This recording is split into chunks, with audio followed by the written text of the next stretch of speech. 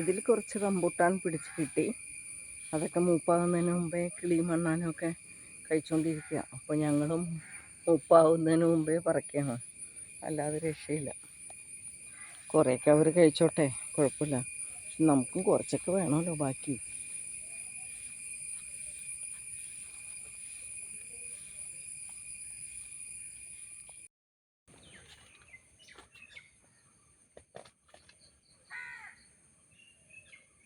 ഇതൊക്കെ കുറച്ച് ഇങ്ങനെ പഴുത്ത് കിടക്കുന്നുണ്ട് കേട്ടോ.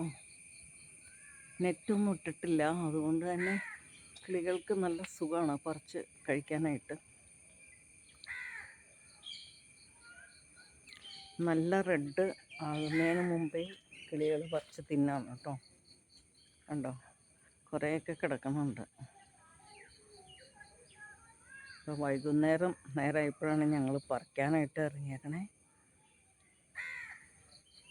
കണ്ട കിളിയൊക്കെ കൊത്തിയിട്ടേക്കണേ.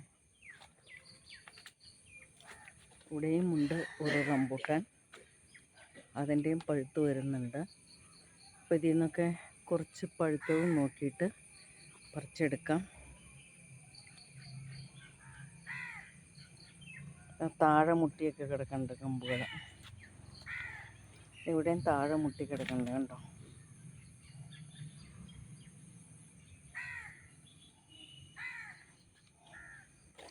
ഇതിലൊക്കെ കുറേ ഉണ്ടായിരുന്നു റംബൂട്ടാൻ. ഞങ്ങൾ പറിച്ച് ഇപ്പോൾ ഏതാണ്ട് തീരാറായിട്ടുണ്ട്.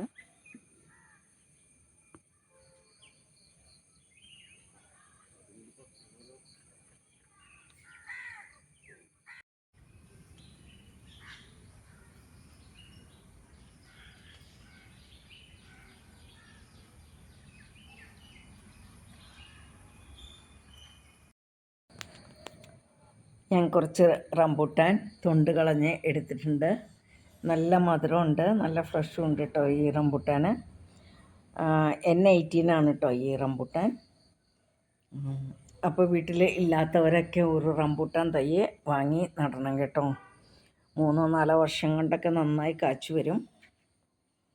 അപ്പോൾ ഞങ്ങളിതിന് ഇടുന്ന വളം ചാണകപ്പൊടി, എല്ലുപൊടി, പിന്നെ വേപ്പിൻ പിണ്ണാക്ക്, ഇതെല്ലാം കൂടെ മിക്സ് ചെയ്താണ് ഇടുന്നത്. പിന്നെ ചവറൊക്കെ അടിച്ചു കൂട്ടി അതിൻ്റെ ചോട്ടിൽ ഇടാറുണ്ട്. അത്രയൊക്കെ മതി ഇതിന് വളം. അപ്പം നമുക്ക് നല്ല വിളവ് തരും. അപ്പോൾ എല്ലാവരും ഒരെണ്ണം വീട്ടിൽ നട്ടു വെക്കണം കേട്ടോ.